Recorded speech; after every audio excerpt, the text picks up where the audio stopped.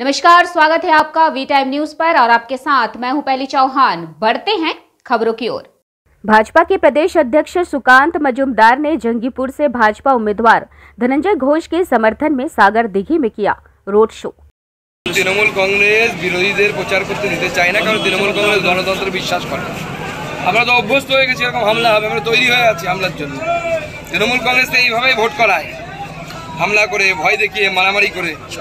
কিন্তু বেশি দিন এটা চলবে না।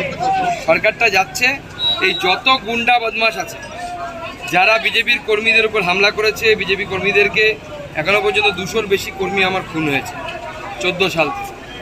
যেখানে লুকিয়ে থাকুক, আজকে অমিত শাহজি বলেছেন না, আমি সেটাই বলছি, আমাদের সরকার তৈরি হওয়ার পর পাতাল থেকে হলেও খুঁজে নিয়ে আসবো, প্রত্যেককে উল্টো করে টাঙিয়ে সোজা করা হবে যারা বিজেপির কর্মীদের উপর হাত দিচ্ছে, বিজেপির উপর হাত দিচ্ছে। বেলডাঙ্গা রেজিনগরে পরপর বিস্ফোরণ হচ্ছে এই ভোটের আগে। মুর্শিদাবাদ থেকে মুখ্যমন্ত্রী তার অনুপ্রেরণায় পুরো বোম বারুদের স্তূপাকারে পরিণত করেছে। বোম বারুদের সেন্টার, এপি সেন্টার বলা হয়, যেখান থেকে বোম সাপ্লাই হবে। কত বোম লাগবে আপনার? মুখ্যমন্ত্রী তো অন্য কোনো শিল্প করতে পারেনি এখানে পশ্চিমবঙ্গে 10-12 বছরে।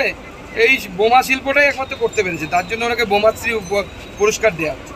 গতকাল মুখ্যমন্ত্রী এসেছিল মুর্শিদাবাদের ভগবানগোলায়, তারপরে দেখা যাচ্ছে যে গতকাল মধ্যরাতে সিপিএম এর কার্যালয়ে আগুন দিয়ে দেওয়ার অভিযোগ তৃণমূল আশ্রিত দুষ্কৃতীদের বিরুদ্ধে। মমতা ব্যানার্জি উস্কানি দিয়ে গেছে, এইভাবে তো পলিটিক্স করে ওরা, রাজনীতি করে। অন্যের বাড়ি পুড়িয়ে দাও, অন্যের পার্টি অফিস পুড়িয়ে দাও, যে কোনো পার্টিরই হোক না কেন।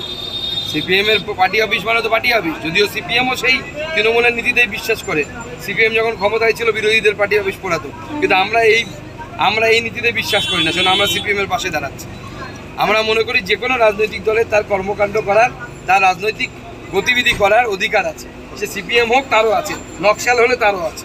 সংখ্যালঘু অধ্যুষিত মুর্শিদাবাদের এই জঙ্গিপুর লোকসভা কেন্দ্রে ধনঞ্জয় ঘোষ কতটা প্রভাব ফেলতে পারবে এবং জেতার ব্যাপারে কতটা আশাবাদী আপনি? দেখুন, এইবার যে ধরনের সমীকরণ তৈরি হয়েছে, একদিকে তৃণমূল কংগ্রেসের প্রার্থী সংখ্যালঘু সম্প্রদায়ের, কংগ্রেসের প্রার্থী সংখ্যালঘু সম্প্রদায়ের, আইএসএফ এর প্রার্থী সংখ্যালঘু সম্প্রদায়ের এবং নির্দল প্রার্থী ব্যাট চিহ্নে তিনিও সংখ্যালঘু সম্প্রদায়।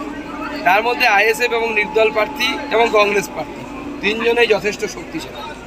আমার মনে হচ্ছে এইবার জঙ্গিপুর একটা ম্যাজিক দেবে। অমিত শাহ বলেছে বাংলা 2,29,000 কোটি টাকার হিসাব দেয়নি, তো অভিষেক ব্যানার্জি আজকে রোড শো থেকে চ্যালেঞ্জ করেছে।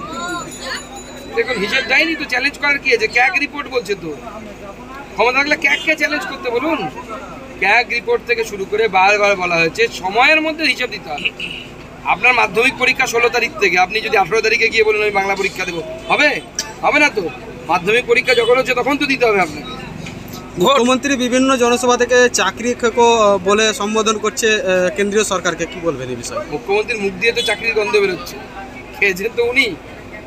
এই যে 21,000 লোক যারা যোগ্যতা থাকা সত্ত্বেও আজকে ভুগছে, দায়ীকে হাইকোর্টে বলেছেন যোগ্য অযোগ্যদের ভাগ করা যাচ্ছে না। সুপ্রিম কোর্টে গিয়ে বলছে আমরা যোগ্য অযোগ্য আলাদা তালিকা দেবো।